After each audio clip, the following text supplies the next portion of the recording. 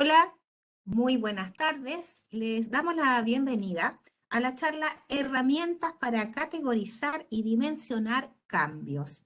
Es en el marco de un diplomado que nosotros dictamos acá en la Facultad de Economía y Negocios de la Universidad de Chile a través de la unidad de U Ejecutivos, diplomado en gestión de cambio para la excelencia organizacional.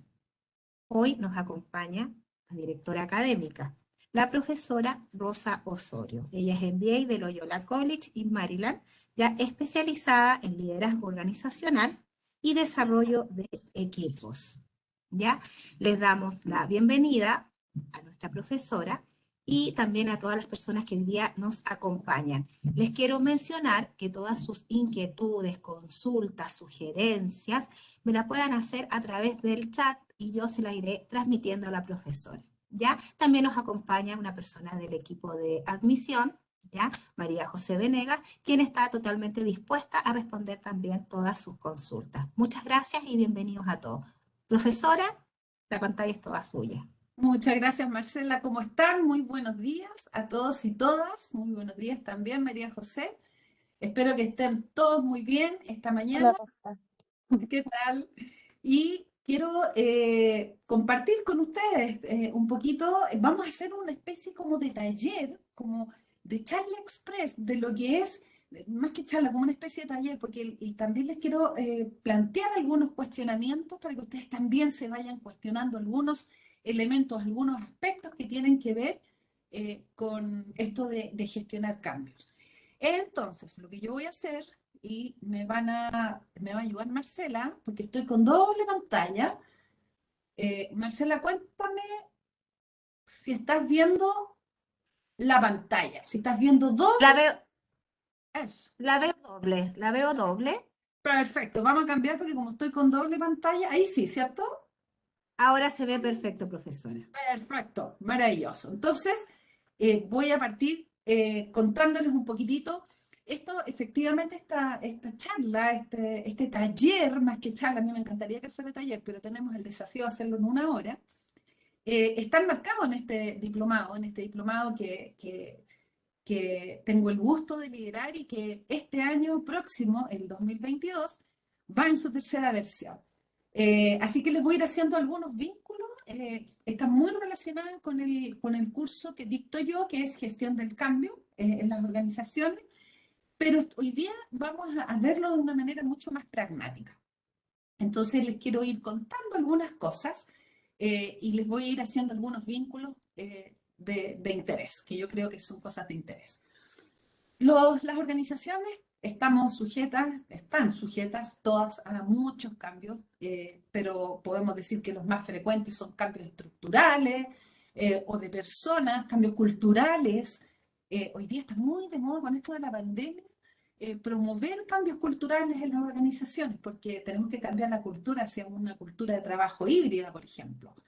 O cambios estratégicos, ¿sí? Si es que quisiéramos cambiar un proyecto institucional o un área de negocio que ya tiene que ver más bien con la estrategia, que responde a la estrategia. Pueden ser también cambios tecnológicos, que yo diría que casi todas las organizaciones están también fuertemente incorporando tecnología. Pero también hay cambios contextuales, ¿sí? ¿Cómo lo es la crisis sanitaria? Nos cambió el contexto a todas las organizaciones. Y dentro de todos estos cambios, que son como los más típicos, ¿cierto? Hay algunos que son más de interés. Quizás el que tiene más interés desde el punto de vista de lo que nos convoca acá, tiene que ver con el cambio planificado. El cambio planificado es un cambio que yo busco, buscando la organización. Puede ser la organización, puede ser un equipo de trabajo, puede ser un área, o puede ser una organización completa, puede ser también un departamento, ¿cierto? Que en una situación actual, y yo lo que estoy buscando, ¿cierto? Es llevarlo a un estado deseado. Ese estado deseado está definido. Por ejemplo, quiero hacer la organización menos burocrática, o quiero hacer este departamento que me salió, por ejemplo, con problemas de trabajo en equipo, quiero que trabaje más en equipo. O quiero hacer un cambio deseado, por ejemplo, en el estilo de liderazgo de los ejecutivos. De cualquiera de los tipos que vimos en la lámina anterior. Entonces, lo primero que hay que tener claro es que cuando estamos haciendo gestión del cambio, estamos haciendo un poquito de futurología. O sea, hoy día estamos pensando en que queremos llevar a la organización a un estado deseado. Para que el cambio sea planificado, tiene que ser un cambio que sea visible, que sea concordado, ¿sí? No sirve que uno dice, no, si nosotros cambiamos, es como cuando uno dice, yo cambié, pero en realidad no he cambiado nada, pero yo declaro que cambié. O sea, este cambio organizacional debe ser visible y se habla de un verdadero cambio cuando yo logro este estado deseado y logro permear en las percepciones, las creencias de las personas que forman parte de esa organización o de ese departamento, y además que este cambio es permanente, que es relativamente perdurable, para lo cual mi pretensión, la pretensión de todos, es que el cambio permee en la cultura. Algunos me dirán, está perfecto lo que acaba de decir, pero resulta que no todos los cambios son planificados. La crisis sanitaria no fue planificada, por supuesto que no, y muchos de los cambios no son planificados. ¿Y qué mejor ejemplo que Chile es un caso emblemático, ¿cierto? Donde en octubre, ¿cierto? Tuvimos, por ahí por el 18 de octubre, tuvimos este cambio fundamental, la gente salió a las calles, ¿cierto? Y este famoso fenómeno del estallido social 2019, octubre del 2019, y bueno, marzo del año pasado, en menos de 6 meses nos llegó el coronavirus. Y esto nos cambió totalmente el panorama, nos cambió el panorama y nos lleva entonces a, esto son como cosas que necesito saber previamente antes de entrar en el tema de las herramientas. Entonces necesito saber de que dependiendo del momento en que ocurre el cambio y el grado en que este cambio va a ocurrir, yo puedo tener distintos tipos de cambios. Puedo tener cambios que son anticipatorios, que son los ideales. Yo me anticipo a una situación, ¿cierto? O puedo tener un cambio reactivo. La crisis sanitaria, por ejemplo, nos ha provocado cambios reactivos. Algunos, no todos son malos, algunos son buenos. En el mejor de los casos, organizaciones más visionarias se adelantaron, no al coronavirus, pero, por ejemplo, incorporando tecnología a sus organizaciones. No esperando que haya un tremendo cambio en el ambiente para provocar un cambio. Entonces, esto es re importante. Primero, saber si yo estoy gestionando un cambio que me estoy anticipando una tendencia o estoy gestionando un cambio que más bien es una reacción y no me queda otra. Y luego, algo que vamos a ver, una herramienta que me va a permitir saber o estimar si el grado de cambio tiene que ver más bien con ajustes pequeños, estamos hablando de una transformación mayor. Este eje que les estoy mostrando aquí en el I es tremendamente relevante de estimar, porque aunque ustedes no lo crean, en mi experiencia consultora, muchas veces nos contratan en gestión del cambio para hacer un cambio o ayudar o apoyar a transitar, ¿cierto?, un estado deseado con un cambio que los gerentes o la gente estima que es un ajuste pequeño, pero resulta que no es un ajuste pequeño. A veces son transformaciones mayores, por lo tanto, este diagnóstico no es menor. Así que ahí tenemos nuestros cambios, son estos cambios, sobre todo los reactivos radicales, el estallido social, el coronavirus están en esta categoría, son cambios emergentes y típicamente son externos, vienen desde algo que viene desde afuera, donde yo no pude programar que ocurriera. Yo solamente puedo planificar, en este caso, ¿cierto? Gestión del cambio planificado, solo puedo planificar la respuesta organizacional y bueno, de las personas a ese cambio en el entorno. ¿Sí? Ojo, porque aquí aparece un concepto que es tremendamente relevante con los cambios reactivos radicales, que todo indica que en el mundo van a seguir existiendo, se llamarán de distinto nombre, pero es muy importante esto de la seguridad psicológica en los trabajadores cuando tienen que volver, por ejemplo, a esta nueva normalidad. Un tema en lo cual hablamos en el diplomado, pero y que vamos abordando sobre todo en dos cursos que tiene este diplomado, uno que tiene que ver con liderazgo, que hace Constanza Aguirre, y otro curso que tiene que ver con gestión de equipos, que hace Juan Pablo Cartes con Diego Arana. Ahí en esos dos cursos se abordan estos temas que tienen que ver más con seguridad psicológica, con las personas y con cómo podemos transitar, cómo podemos alinear a las personas con el cambio. Herramientas mal llamadas blandas para poder gestionar y acompañar a las personas en los cambios organizacionales.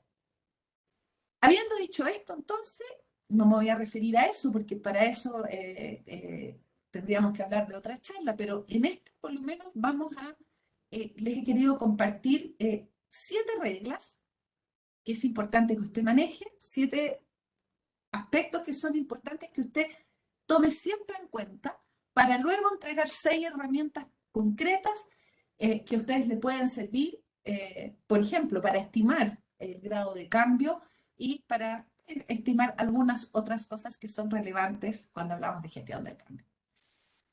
Regla número 1, de la cual no nos tenemos que olvidar, y yo creo que cuando yo explicaba esto antes y viniera el coronavirus, me miraban con cara rara los alumnos de repente o los clientes, y bueno, mira la obviedad que estás diciendo, Rosy, como que obvio que los cambios se gestionan en un contexto. Hoy día, esta regla pasó a ser más importante. Fíjense que han habido un par de autores bien interesantes, como, por ejemplo, Zygmunt Bauman, sociólogo, ¿cierto?, que acuñó este concepto VUCA o VICA, dependiendo si en inglés o en español, para describir los contextos organizacionales donde hoy día estamos haciendo gestión del cambio, que es muy relevante, ¿sí? No es lo mismo implementar, por ejemplo, una nueva tecnología, un nuevo ERP en un periodo de no pandemia versus en un periodo de pandemia, para poner solamente un ejemplo, un botón, ¿cierto? Bauman, bueno, Bauman lo dijo por ahí por los años 80, así que todos están diciendo que los contextos VUCA, VICA, bueno, pero yo encontré un autor que es mucho más, creo que aparte de los aportes que hizo Bauman, ¿cierto?, que habla del mundo líquido, la sociedad líquida, hizo muchos aportes en ese sentido.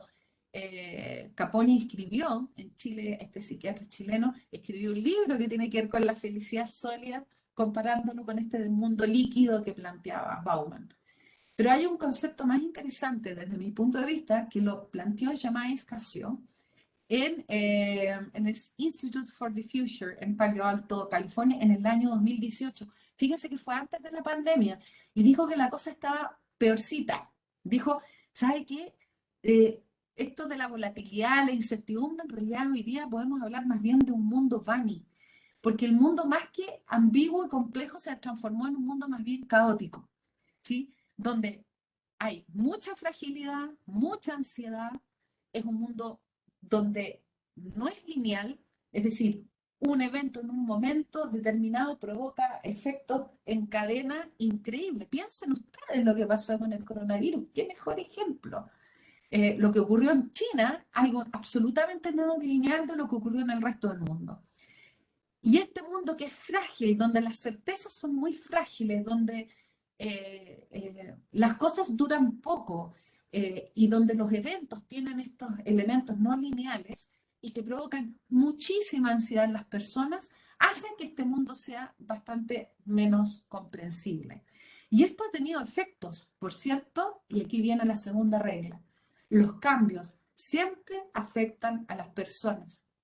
¿Cómo ha cambiado? Por ejemplo, en este informe les traigo solamente uno, que es el informe a un año del COVID-19 que elaboró la consultora Ipsos para el Foro Económico Mundial, donde posicionó a Chile en el segundo lugar de los países donde más afectó la pandemia. Ha habido un menoscabo en el bienestar emocional y psicológico. Fíjese que el promedio global, ahí tienen las cifras, Chile está en el segundo lugar sobre ese promedio global, solamente superado por Turquía. Dicho de otra forma, en Chile, por Dios que lo hemos pasado mal, lo hemos pasado más mal aún. Posibles explicaciones, para mí una explicación relevante tiene que ver con lo que les mostraba al principio, 6 meses antes, nosotros ya lo estábamos empezando a pasar mal y esto vani, este mundo incomprensible, ansiedad, estas cosas de fragilidad. ¿Qué mayor fragilidad que lo que ocurrió con el estallido social? Es un muy buen ejemplo también. Eh, Esa es una razón, yo la atribuyo, pero también porque veníamos mostrando indicadores muy malos en salud mental. Chile tiene algunos tenemos cosas preciosas como país, maravillosas, y otras cosas que no son que nos debiera poner tan alegres. Y una de ellas es que la calidad de nuestra salud mental no es buena. ¿Ya? Y tiene que ver con muchas razones, ¿sí? Muchas razones. ¿Ya? Esto da para un tema, hablarlo solamente en un webinar completo. Pero bueno, aquí quedémonos con esto, independientemente les quise traer este ejemplo concreto, pero la regla que usted nunca se tiene que olvidar, aunque sea un cambio pequeño que usted crea que es sencillo, que es fácil, que es simple, un cambio que usted considere que es beneficioso para las personas, siempre, siempre afectan a las personas, siempre, ¿sí? Regla número 2, no se lo olvide. Bueno, ahora tenemos esta afectación máxima, pero siempre afecta a las personas. Entonces, habiendo dicho eso, yo los invito a pensar. Porque quisiera poder jugar un poquito con ustedes en el tiempo que tenemos y que piensen un ratito, ¿no? Que reflexionen un ratito. Eh, ¿qué, ¿Qué le ha pasado a usted que está aquí en este webinar, escuchándonos hoy día? ¿Qué le ha pasado a usted con todo lo que ha ocurrido en Chile en los últimos años, en los 2 últimos años? ¿Qué le ha ocurrido? ¿Qué le ha pasado? ¿Cómo le ha afectado? ¿Se ha detenido a pensar en eso? Y si no lo ha hecho, hágalo, ¿sí? Es sumamente relevante. ¿Qué cambios notan usted o le hacen notar los demás? Quizás no son cambios que usted se ha dado cuenta, quizás se están dando cuenta los demás en su familia, en su grupo de trabajo, en su equipo de trabajo, ¿no? Y la pregunta del $1.000.000, ¿qué es lo que realmente le ha afectado y le sigue hoy día afectando?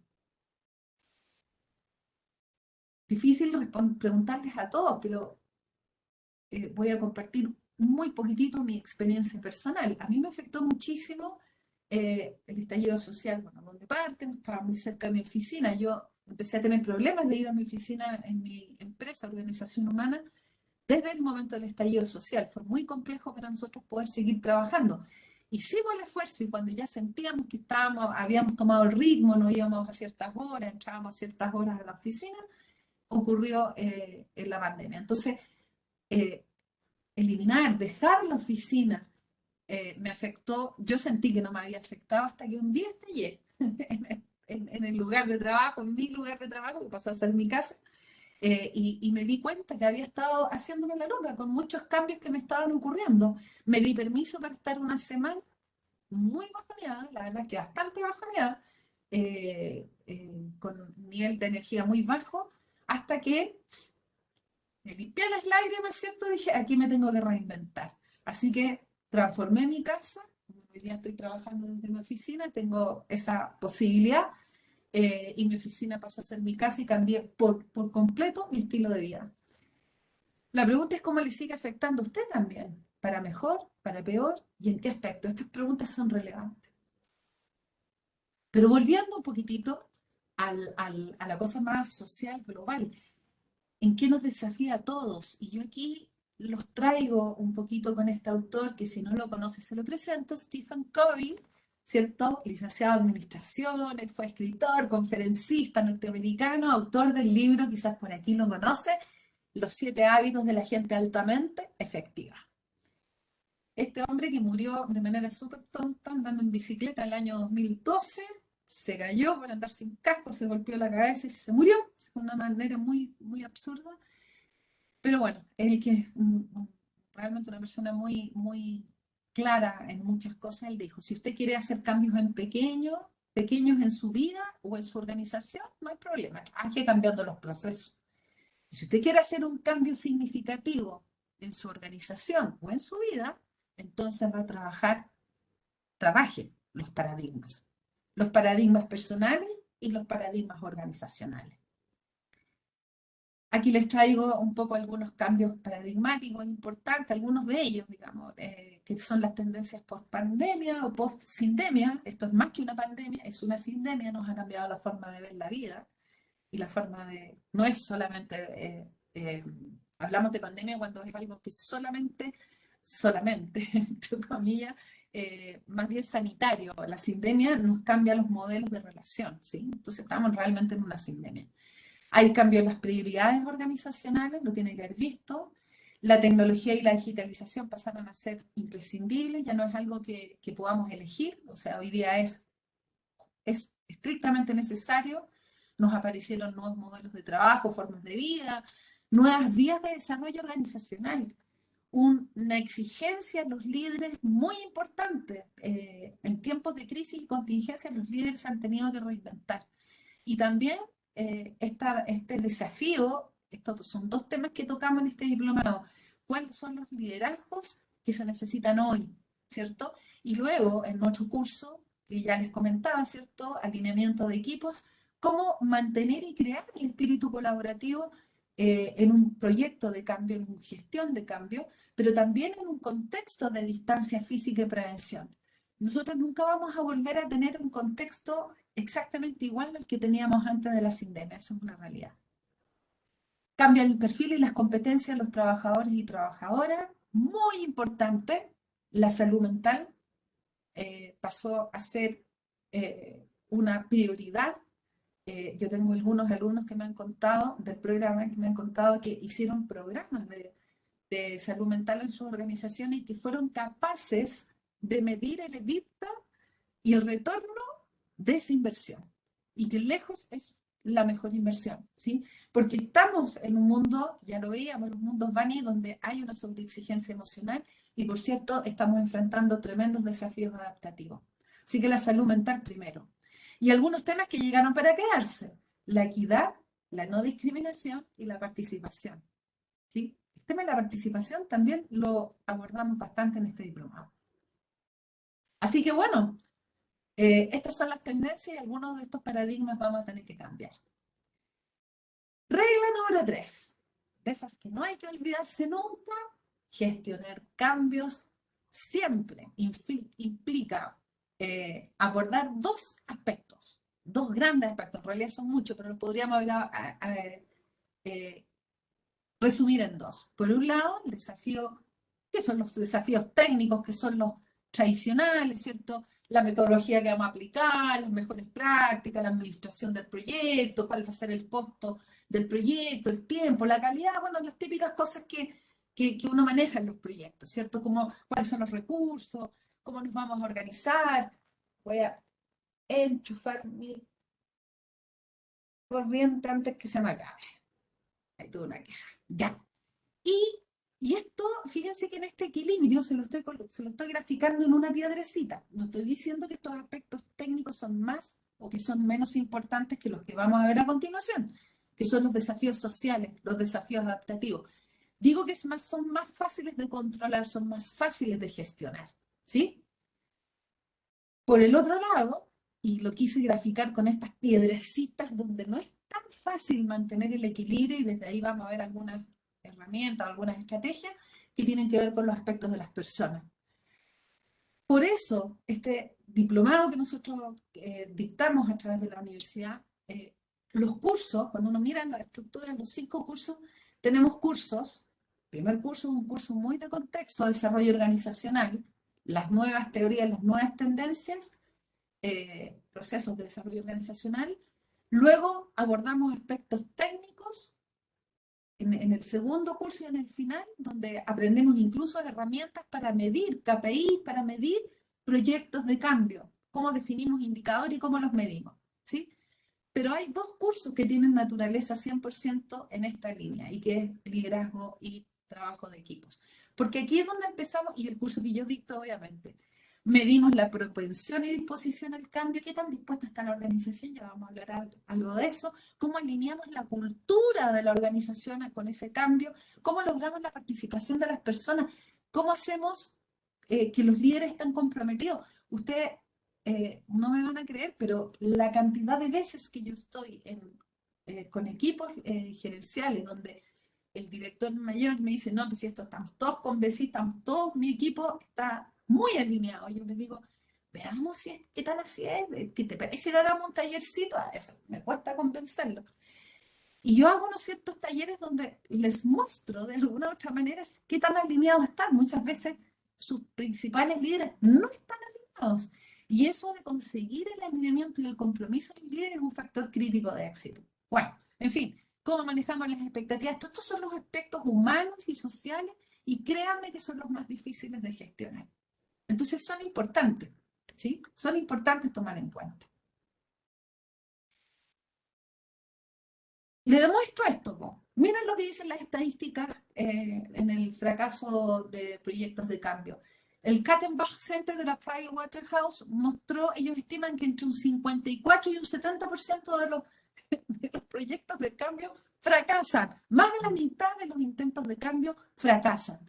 Y cuando nos vamos a mirar qué dicen las estadísticas respecto de cuál es la principal razón del fracaso, aparece ni más ni menos, la primera razón es la resistencia al cambio. ¿Y qué es eso? Son las personas, ¿cierto? Son los factores sociales. Y la segunda razón, en la Harvard Business, en este estudio particularmente, 39%. La segunda razón es la falta de compromiso de los directivos, de alineamiento de los gerentes, falta de liderazgo. Entonces, empezamos a mirar estas razones, veamos otra estadística por acá, que nos muestran lo mismo. Distintos autores, distintas investigaciones nos muestran más o menos lo mismo. Que los obstáculos para implementar proyectos de cambio tienen que ver con las personas, con estos aspectos sociales y con estos aspectos humanos. Cambio en la mentalidad y actitudes, un factor técnico que es salidas de presupuesto, pero problemas de cultura organizacional y me vuelve a aparecer la falta de compromiso de la dirección superior. Entonces, donde yo lo vea, me está mostrando de que efectivamente este es el lado que más cuesta, ¿no? Y por eso le dedicamos harto tiempo en el diplomado a hablar de estos temas. Bien, regla número 4, no se olvide, gestionar cambios siempre es un proceso y tiene etapas. No le voy a mostrar modelos, una lata, pero porque eso una lata en este contexto, pero en el diplomado se ven con harto detalle porque cada modelo me entrega un saber hacer. ¿Qué tienen en común todos los modelos? Me dicen, hay cosas que hay que hacer antes, hay cosas que tenemos que hacer durante y hay cosas que tenemos que hacer después.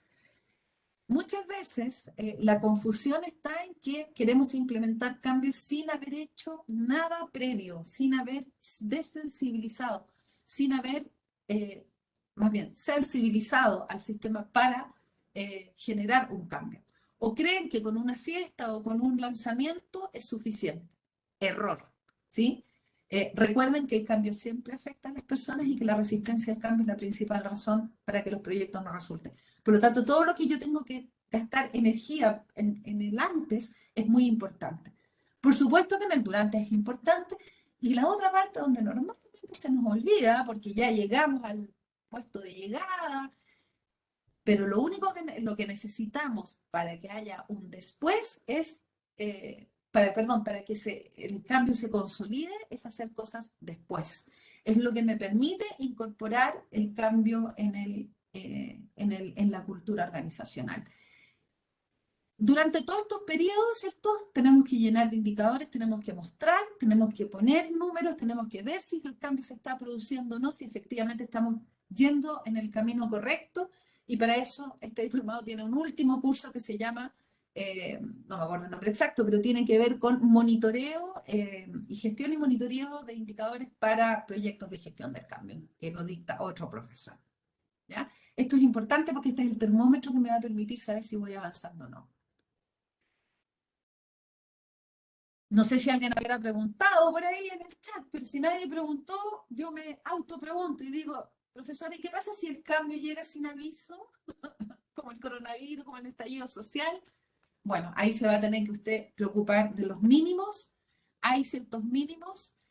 También hay algunos modelos que teniendo un poquito menos como proceso lineal, sino que más bien modelos más bien circulares, como los modelos que tienen que ver con agilidad, con Lean Change Management, que muestran estas como etapas en temas más bien circulares y que probablemente voy a tener que hacer mi gestión del cambio de una manera más liviana y más ágil. Por cierto que sí, pero hay ciertos mínimos que no me puedo olvidar, ¿sí? Y que están aquí.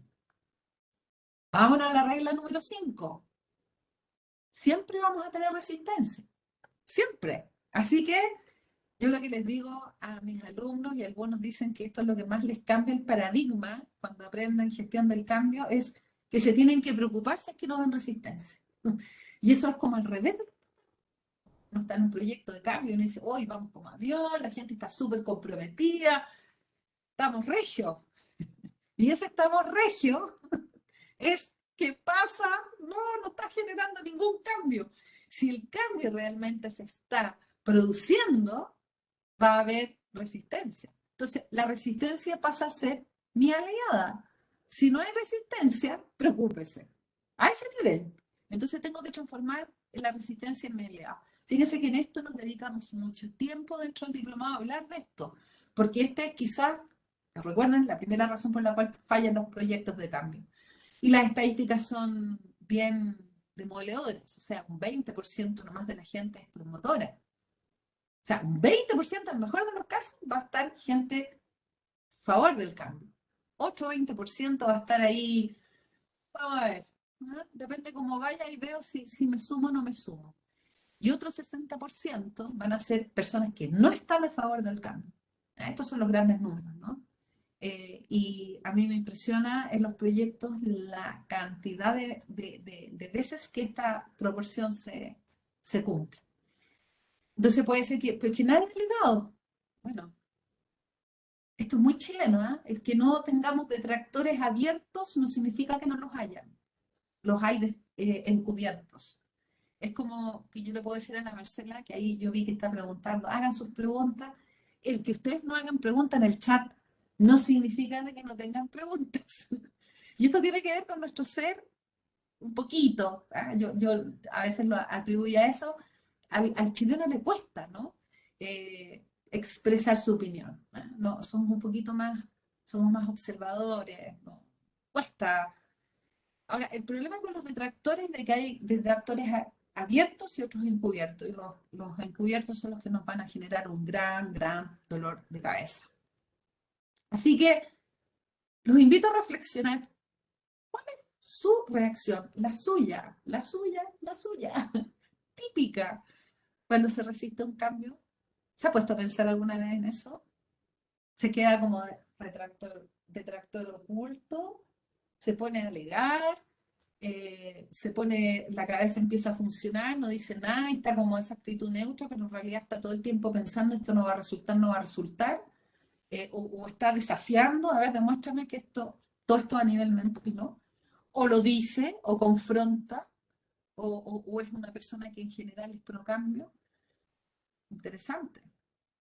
Y también, Profesor, sí, Marcela, perdón, sí. Carolina Troncoso dice dos a cosas. ver, Primero, excelente presentación. gracias, Carolina. Y nos hace una pregunta, ¿cómo apoyar a los colaboradores a perder miedo al cambio y a que sean promotores del mismo?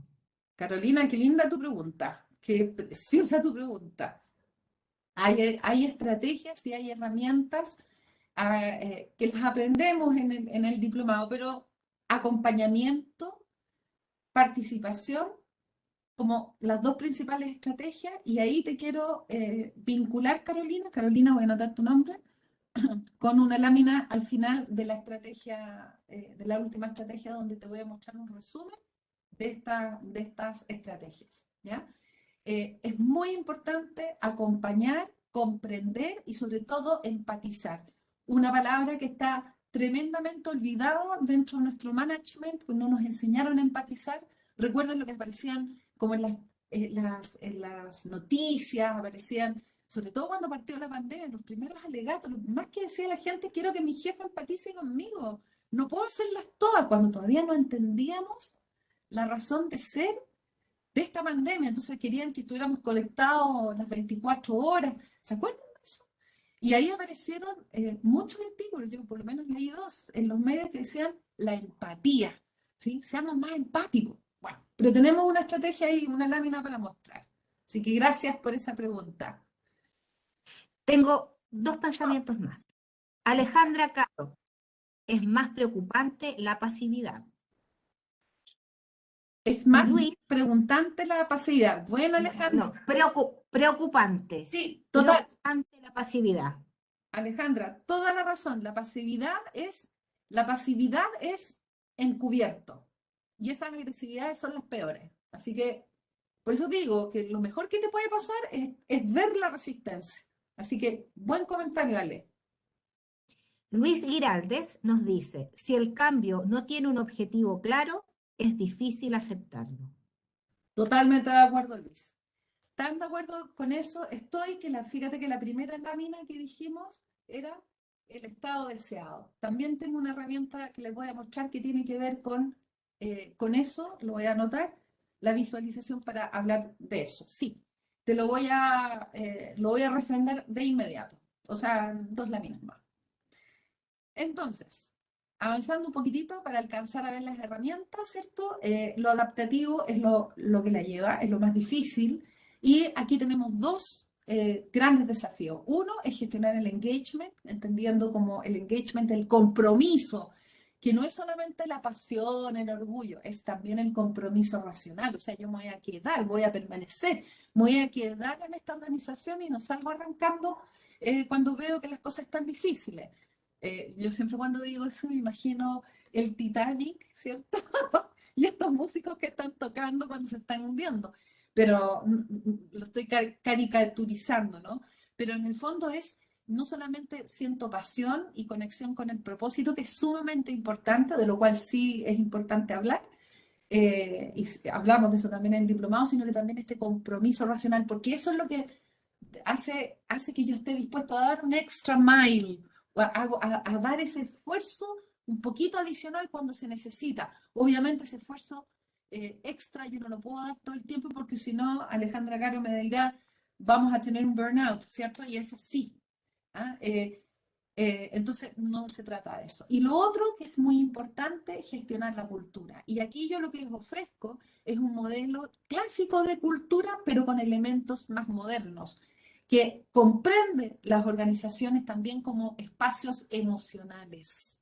Y esto es la teoría moderna de la cultura organizacional, que es muy emergente y de lo cual se habla bastante poco en las organizaciones. Siempre hablamos de los elementos racionales, los artefactos simbólicos, el lenguaje, las creencias, los valores. Rara vez hablamos de las culturas emocionales. Y esto es un doble clic y es una mejora que estamos haciendo o que en lo personal estoy haciendo en el curso para abordar el tema cultura emocional también en las organizaciones, porque pasó a ser un tema sumamente relevante en tiempos de pandemia. Así que vámonos a las herramientas y estrategias para ir respondiendo a Carolina, Alejandra y Luis, sobre todo a Carolina y Luis que han hecho aportes importantes. La primera estrategia o la primera herramienta es no se equivoque en estimar la amplitud y la profundidad del cambio. ¿Se acuerdan cuando les mostré ese gráfico? No sé si me están viendo al revés o así. Cuando les dije si son cambios pequeños o no, si es un cambio pequeñito, estamos hablando de una gran transformación, esto es sumamente importante.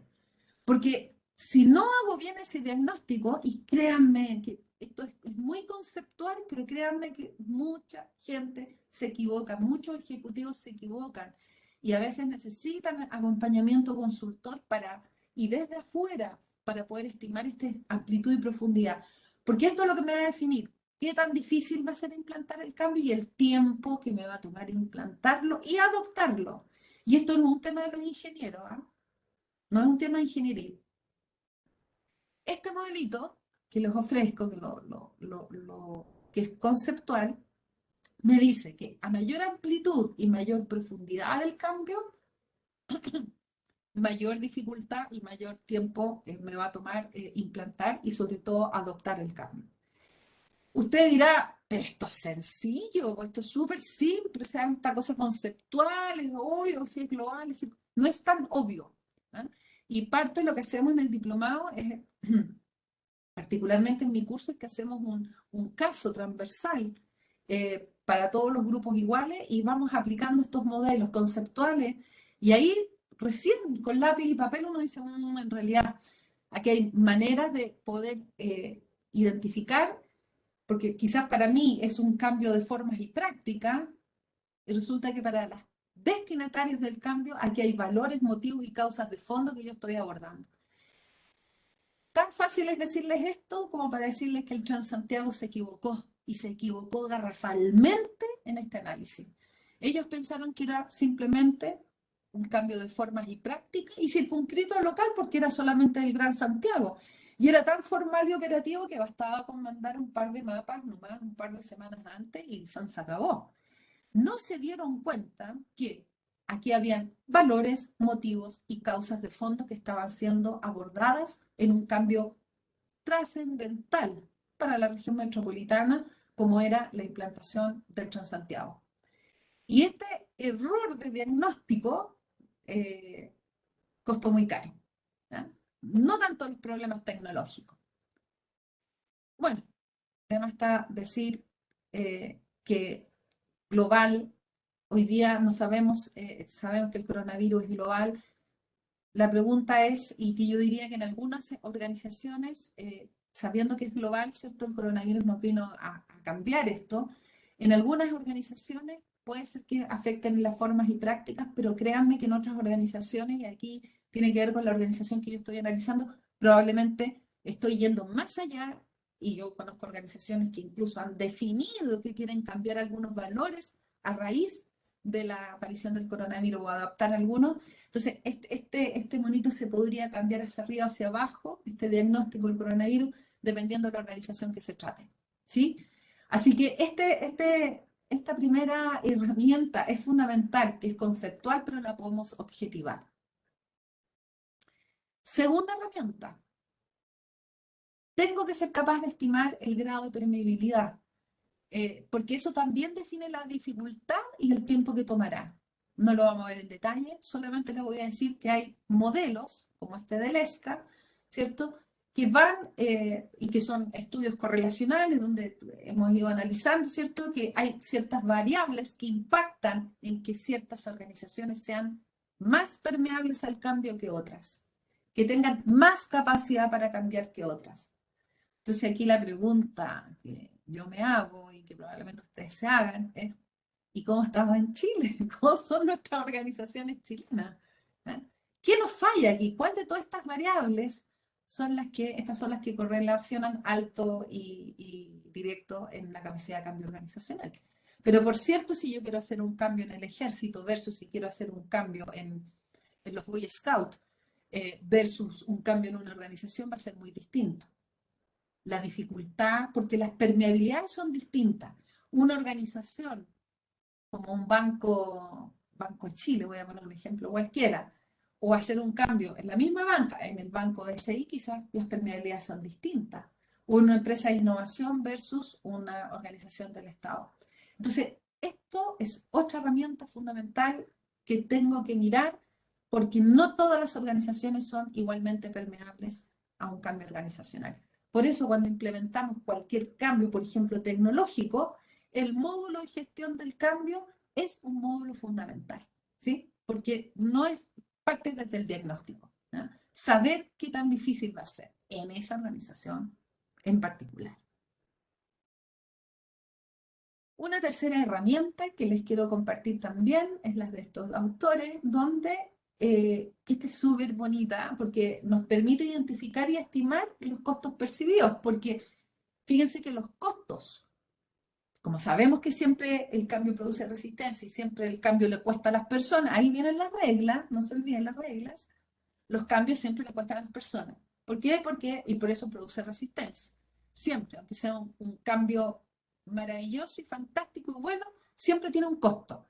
Entonces, va a haber disposición al cambio, esto es una fórmula conceptual, así que los ingenieros respiren profundo, porque esta no es una fórmula matemática, es conceptual. La disposición al cambio va a ser posible solo si la necesidad percibida para cambiar por la gente, el nivel de inconformidad por la situación actual. Y aquí viene, Luis, la visualización del estado al que tú vas a llegar, o esta organización, tú me decías, no me acuerdo la frase, pero es difícil acoplarse a un cambio si es que no está claro cuál es el cambio. No solamente tiene que estar claro, Luis, esa es la variable de la B corta, no solamente tiene que estar claro, tiene que además ser sexy, tiene que ser atractivo, porque si yo esa visualización del estado futuro no es sexy y no es atractiva, o sea, le estoy pidiendo a la gente que sea masoquista, que vaya a un cambio, que implanta un cambio, cuando ese cambio además es costoso, es terrible y además no es sexy. ¿Sí? Entonces, y la otra variable es la factibilidad, porque quizás yo tengo necesidad de cambiarme de casa, mi casa me queda chica, la inconformidad es alta, la visualización, me imagino mi casa ideal, fantástico, pero estoy endeudada y no tengo plata, mi factibilidad se va a la punta del cerro, y probablemente esa parte de la fórmula va a quedar mermada. Y estas variables tienen que ser más altas que el costo percibido, que son percepciones. Ojo, con este pequeño tsunami que les pasé por delante, quizás ni se dieron cuenta. Todo esto son percepciones, por lo tanto son subjetivas, por lo tanto las puedo gestionar. ¿Ya? ¿Cómo lo hacemos? Gestionándolas, ¿sí? Con herramientas, con estrategias, aumentando la necesidad, aumentando la inconformidad, la visualización y la factibilidad.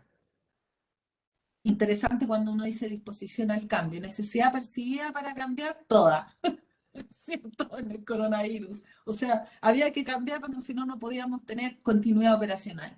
Inconformidad con el estado actual también era alto. Visualización de un estado alternativo, queremos llegar a volver a caminar a las calles, volver a abrazar a mi familia, sí, sí era una visualización alta. Interesante. Factibilidad de no contagiarme dependía de mi cuidado. Y todo eso tenía que ser mayor que el costo. Cualquier cosa usted le puede analizar con esta fórmula conceptual. Solamente como un dato a la causa, sí se pueden calcular los costos de un proyecto de cambio, ¿cierto? Así que hay también algunas herramientas que tienen que ver con eso. Ojo ahora, otra herramienta, modelos. Para esto sirven los modelos. Los modelos son prácticos si es que los sabemos vincular con la realidad. Fíjense que este autor, Wilfred Krueger, increíble psicólogo y muy, muy conocido, habla de la iceberg del cambio. Y dice, miren lo que dice, usted debe identificar y gestionar no solamente lo que se ve, lo racional, la expertise, lo material, no solamente tiene que hacer gestión de problemas. Y Krueger es muy... y demuestra, ¿no? Con su investigación, él dice, esto debiera ser el 10% de su preocupación. El 90% de su preocupación, como decía muy bien Alejandra y algo decía Carolina, ¿cierto? Tiene que ver con lo que está debajo de la línea de flotación, con lo que no se ve, con los elementos emocionales, inconscientes, con las habilidades sociales, con el tema de las personas, con las emociones, y que tiene que ver con estos oponentes que pueden ser ocultos o abiertos. Alejandra creo que decía los oponentes ocultos, cuidado, preocúpate si hay silencio. Sí, preocúpate mucho. ¿Ya? Cuando hay alguien que me dice, no estoy de acuerdo, yo internamente aplaudo. Digo, primero porque me está mostrando la resistencia y segundo porque la puedo gestionar desde el momento que la conozco. Entonces, ¿qué dice Krueger? Dice, no solamente preocúpese de hacer gestión del proyecto y de los problemas, es muy importante que destinen mucho tiempo y energía en la gestión y gestión de la percepción y las creencias, que era lo que les decía. Tenemos que aprender a gestionar las creencias y las percepciones, ¿sí? Y también del poder y la política. Ese es un tema muy interesante porque en lo particular en mi vida consultora he visto muchos proyectos de gestión del cambio que han fracasado por escasa o mala capacidad de gestionar el poder y la política, ¿ya? Organizacional. Así que, surprise, sí. Este es donde tengo que hacer doble clic.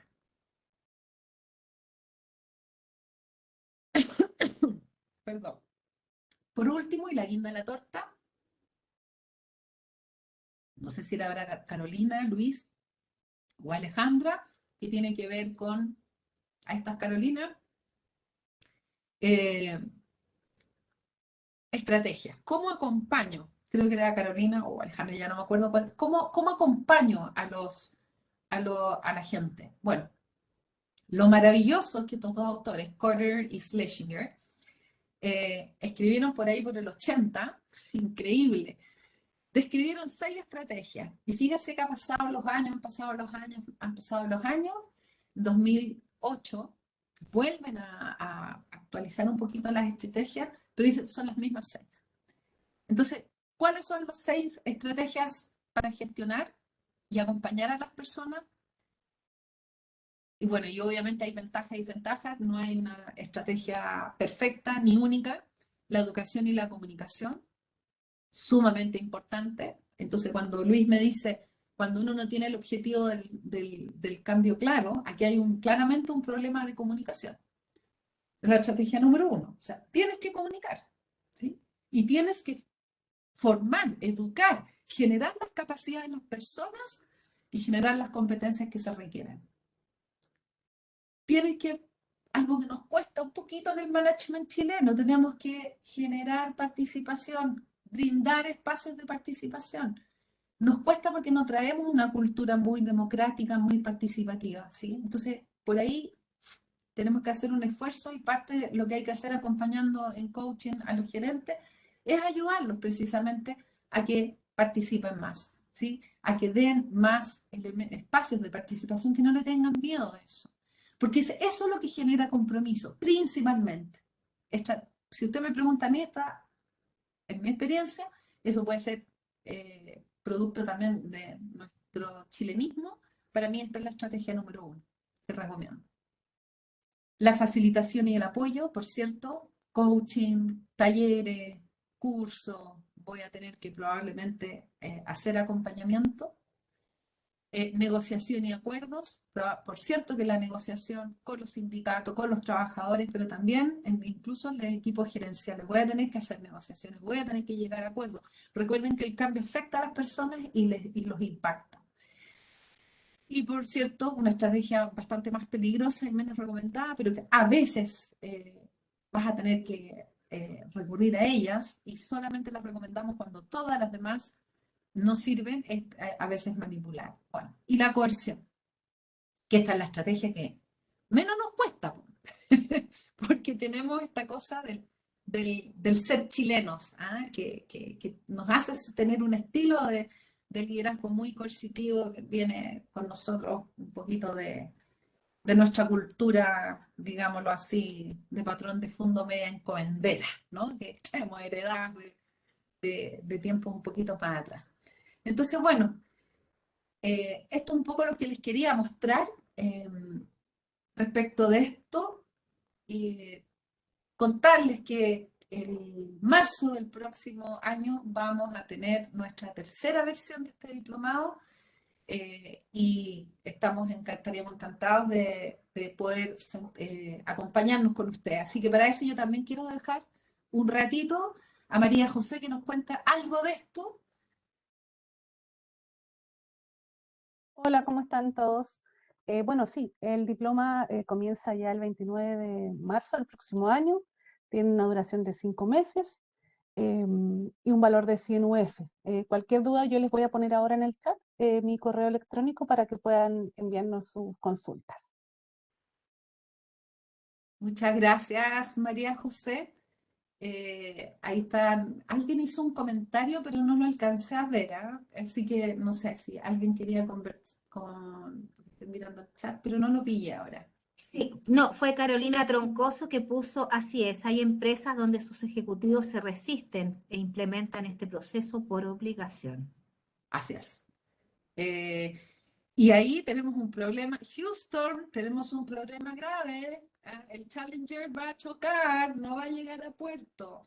Porque si no tenemos una gerencia involucrada, si no tenemos a un equipo gerencial tremendamente alineado, Houston, tenemos un problema. Y esto es mucho más común de lo que ustedes creen. Es mucho más común.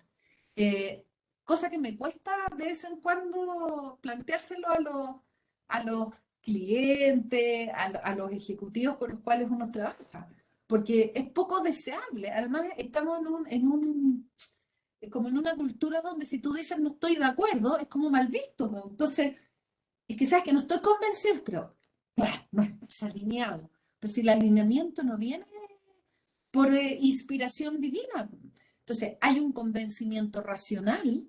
Acuérdense, aquí los llevo a la lámina del engagement. Hay un convencimiento, un compromiso racional, pero hay otro que también es emocional. Y yo tengo que tener los dos, no puedo no tener los dos. Quizás racionalmente entiendo que esto es lo que necesita la organización, pero quizás emocionalmente esto no me convence. Incluso es más, me siento amenazado. Este cambio puede amenazar mi sistema de poder, mi status quo, mi área, mi qué sé yo, lo que sea. Esto es muy, muy común. Entonces, yo siempre gasto energía y les digo, hagamos un esfuerzo importante por destinar dineros para un par de talleres importantes de alineamiento gerencial. Y cuando tú les das un espacio, aunque ustedes no lo crean, yo paso algunas de las láminas que ustedes vieron acá y empezamos a jugar con los números y se empiezan a dar cuenta entre ellos mismos que no están alineados.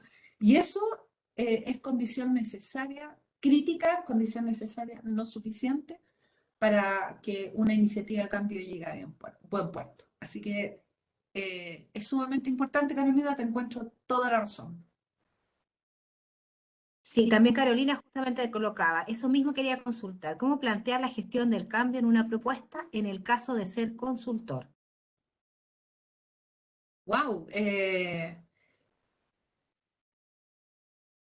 Si te entiendo bien, Carolina, estoy tratando como de pensar por qué me estás preguntando eso. ¿Es una propuesta de qué? ¿Y qué estará pensando? ¿Propuesta de qué? ¿Por qué necesita agregarle? ¿Es una propuesta tecnológica de implantación, de implementación? ¿Eso será? Si pudieras responder por el chat, Carolina. ¿Será eso? ¿Por qué tengo que agregarle? Ahí me perdí un poco en la pregunta.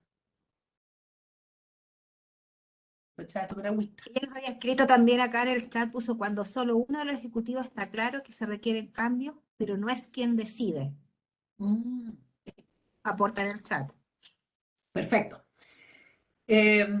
Solo puedo decirte, Carolina, de que si tu ejecutivo, si tu alta dirección no lo ve, está un poquito out, porque hoy día la gestión del cambio, si tú me preguntas, yo por lo menos este curso de gestión del cambio lo hago en 5 diplomados más dentro de esta misma FEN. Es decir, hoy día, lo que te quiero decir es que hoy día hay menos dudas de lo que había hasta hace 3, 4, 5 e incluso 10 años atrás, de la necesidad de hacer un módulo de gestión del cambio. Los proyectos fracasosos han sido varios, digamos. Entonces, hoy día es más difícil que haya un ejecutivo o un gerente que no perciba la necesidad de hacer este tipo de trabajos con las personas para hacer que se alineen en torno al cambio. Habiendo dicho eso, tus capacidades de seducir, en el buen sentido de la palabra, de convencer, tiene que ser técnico, 100% técnico, mostrando números. Si son gerentes, si son dueños de empresas, etcétera, a donde tú tienes que ir a vender la idea de un módulo de gestión del cambio, busca las estadísticas que te mostré al principio. Cuando tú les muestras que el 55% de las iniciativas de cambio, en el mejor caso, el 55% fracasa, porque otras estadísticas dicen que el porcentaje es aún mayor, ahí tú estás dando elementos y argumentos duros, numéricos, ¿te fijas? Donde estás demostrando que esto no es baladí. Esto te permite asegurar, primero, que no vas a gastar más tiempo y energía en un proceso que, por ejemplo, si lo tienes planificado para 6 meses o 2 años, va a depender del tipo de proyecto, no te va a durar 3 años ni 5, ¿sí? Y segundo, que la gente no vas a tener pérdida de talento cuando estás implementando proyectos como este. Entonces, la evidencia dura, yo te diría que la mejor recomendación acompaña tu argumentación con evidencia dura, que la hay. Estadísticas hay bastante claridad en esa línea. Espero que esa recomendación te sirva. Yo creo que es muy importante mostrar con números de qué estamos hablando, por qué es importante. Ya. Luis nos comparte, el CEO debe ser el principal gestor del cambio. Juan Pablo Vargas nos dice, muchas gracias por la presentación, estaré atento a la versión 2022 del diplomado. Estaría encantada de participar con él. Solamente para comentar a Luis, antes que se me vaya ese comentario, sí, debiera ser el primero, pero también hay otros roles, Luis, que los analizamos, que tienen que ver más bien con el análisis más bien político y del tema de poder. Tiene que haber un gesto, yo diría, hay roles distintos. Está el rol del sponsor, que es muy importante y que probablemente ahí tiene que estar instalado en el CEO, más bien ese rol. Los agentes de cambio tienen que ser más bien la jefatura y sobre todo la línea gerencial, pero también hay otros roles como los facilitadores de cambio. O sea, esto tiene que ver también con ir generando ciertos roles. Pero el CEO debería ser el sponsor. Pero puedes también tener un sponsor distinto, ojo. ¿Ah? Aquí hay son análisis bien interesantes para hacer, pero sí, el compromiso de él y la convicción de él o ella es fundamental. Perdona, Marcelita, te interrumpí. Ya. No, David Serrano, trabajo en BCI y el cambio es parte de la cultura. Sin embargo, siempre se comunica antes y se evalúa después de haberlo aplicado, a pesar de que ya estamos convencidos de que lo que no cambia muere. Qué buen comentario, David, sin querer queriendo usé tu ejemplo, porque la banca como industria propiamente tal, no vamos a decir que sea súper ultra permeable al cambio, tremendamente permeable porque es un negocio de riesgo, ¿no? Aún así, si yo comparo todas las bancas, efectivamente, mi impresión, yo soy cliente ahí también, así que mi impresión que el BCI es una organización muy propensa al cambio comparada con, por ejemplo, un banco mucho más tradicional como Banco de Chile. Pero ahí yo también siento de que a veces pueden ser que se pisen un poquito los pies con algunas otras cosas. Porque puede ser una organización muy permeable, pero hay algunos mínimos que tú no te puedes, no los puedes olvidar. La comunicación igual es relevante hacerla antes, ¿sí? Entonces por ahí tal vez hay algunos aspectos que pudieran mejorarse en la manera en que ustedes gestionan el cambio en PCI. Gracias por compartir la experiencia, David.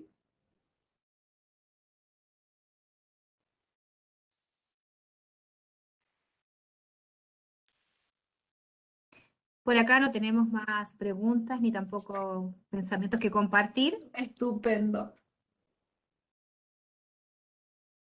Así que, Marcela, Bueno, primero quiero agradecer, en mi lugar, agradecer a todos los que me acompañaron el día de hoy. Espero que haya sido útil. Obviamente quedan invitados, así que encantados de que formen parte del equipo. En el diplomado se aprende mucho con las personas, hacemos trabajos grupales prácticamente en todos los cursos del diploma y tener gente como pro y gente que está interesada y compartir sus experiencias clave para el éxito de un diplomado como este, donde nosotros los estamos acompañando. Si bien es cierto, las clases son, más bien las semanas, cada curso tiene 4 semanas y los profesores estamos con videoclases en una modalidad e-learning. Igual tenemos 2 instancias sincrónicas, al inicio de cada módulo y casi terminando cada módulo y nos estamos contactando, por lo menos los profesores de mi diplomado somos muy cercanos. Casi todos son coach, ingenieros, psicólogos y, nos faltó, y periodistas. Así que también es un equipo multiprofesional del cual estoy muy orgullosa. De liderar. Así que encantada de reencontrarnos nuevamente. Ah, bueno, y desde ya los quiero dejar invitados. Me faltó decir eso. Vienen 2 charlas más en la misma línea del diplomado. Una de ellas, ahí ya les voy a contar el nombre entretenido, pero es para que es el profesor del primer curso. Él es Hernán Valdez Chacón. Él va a estar hablando de oleocracia, sociocracia, proceso de desarrollo organizacional para que veamos las tendencias hacia dónde van las organizaciones. Y después viene una charla de Juan Pablo Cartes con el tema de alineamiento de equipos para el alto desempeño, donde vamos a estar bajando bastante ese tema para el tema de equipos. Así que nada, se vienen una el próximo mes, otra el próximo mes, así que nos pueden estar siguiendo por esa línea también. Gracias, Marcela, y gracias, María José. sí. Bueno, nosotros queremos agradecer la participación de todos aquellos que hicieron el tiempo para acompañarnos. Gracias, María José, por tu tiempo. La excelente presentación de nuestra directora académica, Rosa Osorio, y así son como están llegando todas las felicitaciones en nuestro chat. Así que los dejamos cordialmente invitados para las dos futuras actividades que les mencionó nuestra directora y también para todas las diferentes eventos, webinars, charlas que tiene y que organiza U Ejecutivo. Muchas gracias y que tengan todos una muy buena tarde. Gracias, a cuidarse.